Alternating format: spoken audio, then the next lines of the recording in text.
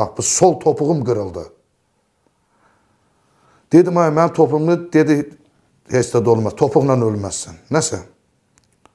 Dedim, nə deyirsən, sənin oğlunu orada öldürürlər. Mən də fikirləşdim ki, ay Allah, mən kimin adını verim yalanla, bədbax edeyim kimisə, mən nətər deyə bilərəm bunu mən?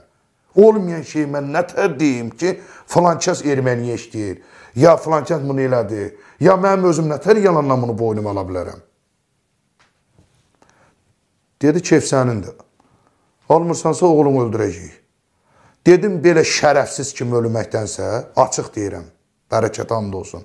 Dedim, belə şərəfsiz kimi ölməkdənsə, kiminsə adını verməkdənsə, yalanla, ya yalanla boynuma almaqdansa, oğlumu da öldürün, məni də öldürün.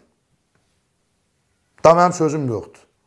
Mənə apardılar, gözüm bağladı. Dedilər ki, bu boynunu almır.